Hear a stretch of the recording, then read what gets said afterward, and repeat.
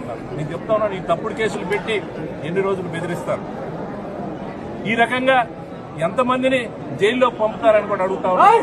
ప్రజలు గమనిస్తా ఉన్నారు. ఎందుకంటే జగన్మోహన్ రెడ్డి గారు ముఖ్యమంత్రిగా ఉన్న 5 సంవత్సరాల కాలంలో 2,70,000 కోట్ల పైచిలుకు, లక్షల కోట్ల పైచిలుకు పేదవారికి సంక్షేమ కార్యక్రమాల రూపంలో డబ్బులు ఇచ్చిన మాట వాస్తవం కాదని అడుగుతా ఉన్నారు.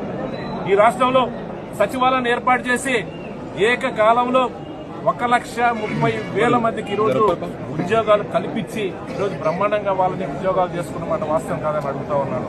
ఏదైనా ఆ వైపు ఏమైనా అడుగులేశారని ఈరోజు ఈ ప్రభుత్వాన్ని నిలదీస్తా ఉన్నాం. ఇది ఎల్లకాలం ఉండదు. నేను చెప్తా ఉన్నాను, ఈ కూటమి ప్రభుత్వంలో ఉండే నాయకులకు కానీ, ముఖ్యంగా తెలుగుదేశం నాయకులకు కానీ ఈరోజు పోలీసులను అడ్డం పెట్టుకుని మాకేం కాదు, మేమేం చేసినా కూడా చెల్లుబాటు అవుతుంది అనే క్రమంలో ఈరోజు దాడులు చేస్తా ఉన్నారు, అక్రమంగా కేసులు పెడతా ఉన్నారు.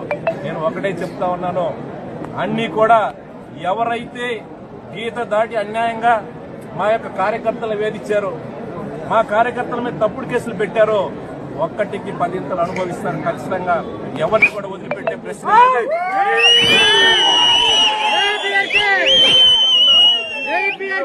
ఎన్ని తప్పుడు కేసులు పెట్టినా, ఏ విధంగా ఇబ్బంది పెట్టినా దాని మీద పోరాటం చేయడానికి, ఎదుర్కోవడానికి సిద్ధంగా ఉన్నాం.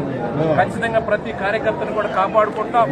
మా నాయకులకి, కార్యకర్తలకి ఈ రాష్ట్రంలో, ఈ పల్నాడు జిల్లాలో, ఈ నియోజకవర్గంలో ఎక్కడైనా సరే పేదవారికి, ముఖ్యంగా కార్యకర్తలకు అండగా ఉంటాం. ఖచ్చితంగా చెప్తా ఉన్నాను, అనవసరంగా అన్యాయంగా ఈ రోజు దౌర్జన్యాలు చేసి పోలీసులు అడ్డం పెట్టుకుని తప్పుడు కేసులు పెడతా ఉన్నారు. ఇవన్నీ కూడా ఆన్ రికార్డ్, ఎవరు తప్పించుకునే పరిస్థితి లేదు. అధికారం చాలా చూశాం. నేను 4 సార్లు ఎమ్మెల్యేగా అయినాను.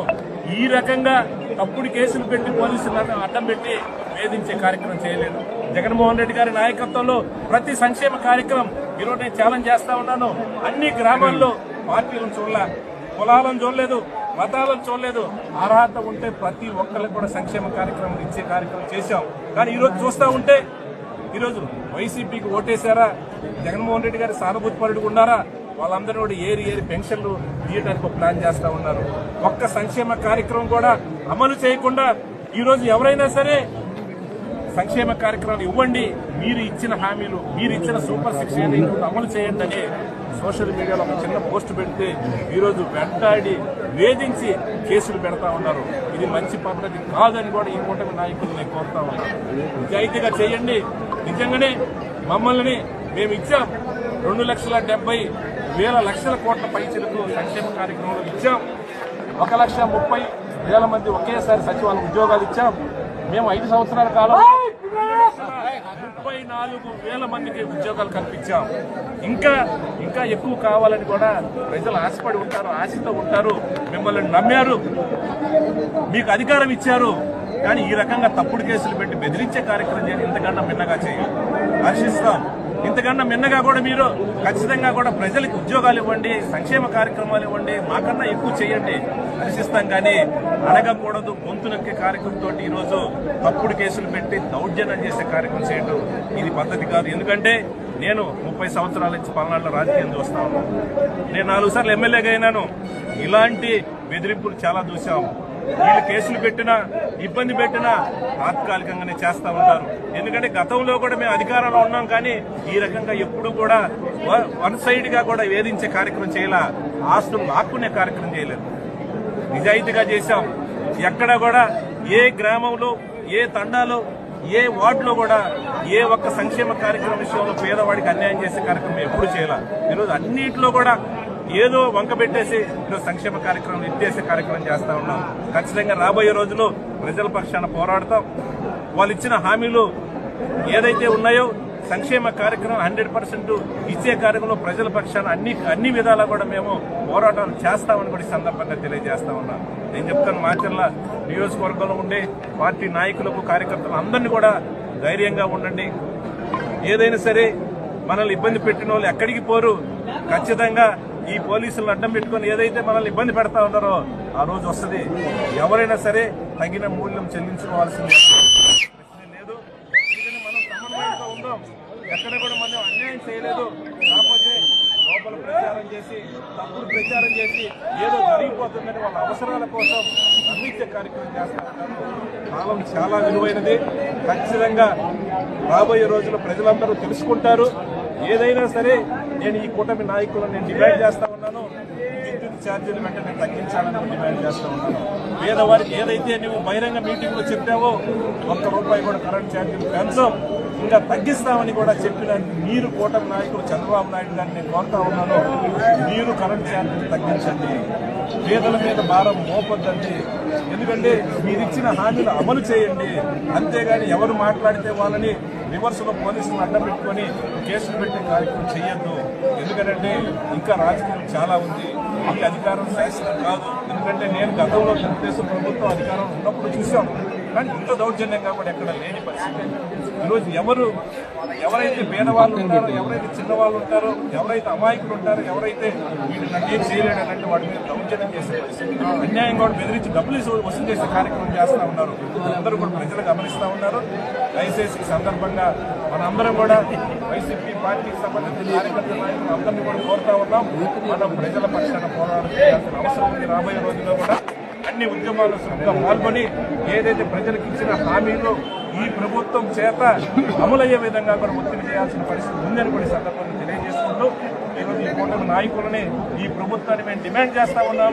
దయచేసి ఏదైతే మీరేదో తప్పుడు లెక్కలతోటి మీకున్న మీడియాతోటి ప్రజలను మభ్యపెట్టే కార్యక్రమం దయచేసి చేయొద్దండి.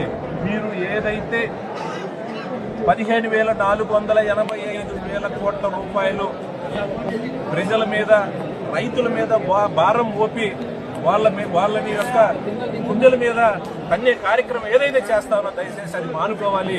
మీరు అన్నమాట ప్రకారం ఏదైతే కరెంటు ఛార్జీలు తగ్గించాలని కూడా సందర్భంగా చేస్తా ఉన్నారు. ఎందుకంటే ఆ రోజు తెలియదా, లేస్తే జగన్మోహన్ రెడ్డి గారు ఏదో చేశారు అందువల్ల మేము పెంచుతున్నామని స్టేట్మెంట్ ఇస్తా ఉన్నారు. దయచేసి ఎలక్షన్స్ ముందు మీకు తెలియదా? అనుభవం ఉన్న నాయకుడు, నేను ఈ రాష్ట్రానికి 14 సంవత్సరాలు ముఖ్యమంత్రిగా చేసిన చంద్రబాబు నాయుడు తెలియదా అని అడుగుతా ఉన్నాను. అన్నీ తెలుసు. ప్రజలను మోసం చేయొద్దండి. దయచేసి ఏదైతే విద్యుత్ ఛార్జీలో మీరు పెంచిన ఏదో ఇమీడియట్ గా తగ్గించాలి. మీరు అన్నమాట నిలబెట్టుకోవాలని కూడా ఈ సందర్భంగా వైఎస్ఆర్ పార్టీ తరఫున డిమాండ్ చేస్తాం. నేను చెప్తా ఉన్నాను, ఈ తప్పుడు కేసులు పెట్టి ఎన్ని రోజులు బెదిరిస్తారు, ఈ రకంగా ఎంతమందిని జైల్లో పంపుతారని కూడా అడుగుతా ఉన్నారు. ప్రజలు గమనిస్తా ఉన్నారు. ఎందుకంటే జగన్మోహన్ రెడ్డి గారు ముఖ్యమంత్రిగా ఉన్న 5 సంవత్సరాల కాలంలో 2,70,000 కోట్ల పైచిలుకు, లక్షల కోట్ల పైచిలుకు పేదవారికి సంక్షేమ కార్యక్రమాల రూపంలో డబ్బులు ఇచ్చిన వాళ్ళ వాస్తవం కాదని అడుగుతా ఉన్నారు. ఈ రాష్ట్రంలో సచివాలయాన్ని ఏర్పాటు చేసి ఏకకాలంలో 1,30,000 మందికి ఈరోజు ఉద్యోగాలు కల్పించి ఈరోజు బ్రహ్మాండంగా వాళ్ళని ఉద్యోగాలు చేసుకున్నమాట వాస్తవం కాదని అడుగుతా ఉన్నాను. ఏదైనా ఆ వైపు ఏమైనా అడుగులేశారని ఈరోజు ఈ ప్రభుత్వాన్ని నిలదీస్తా ఉన్నాం. ఇది ఎల్లకాలం ఉండదు.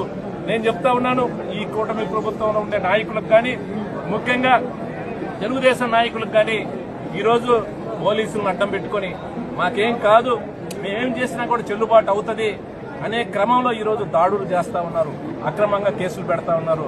నేను ఒకటే చెప్తా ఉన్నాను, అన్నీ కూడా ఎవరైతే గీత దాటి అన్యాయంగా మా యొక్క కార్యకర్తలు వేధించారో, మా కార్యకర్తల మీద తప్పుడు కేసులు పెట్టారో 1కి 10 ఇంతలు అనుభవిస్తారు. ఖచ్చితంగా ఎవరిని కూడా వదిలిపెట్టే ప్రశ్న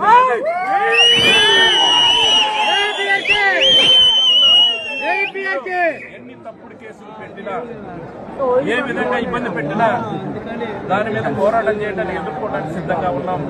ఖచ్చితంగా ప్రతి కార్యకర్తను కూడా కాపాడుకుంటాం. మా నాయకులకి, కార్యకర్తలకి ఈ రాష్ట్రంలో, ఈ పల్నాడు జిల్లాలో, ఈ నియోజకవర్గంలో ఎక్కడైనా సరే పేదవారికి, ముఖ్యంగా కార్యకర్తలకు అండగా ఉంటాం.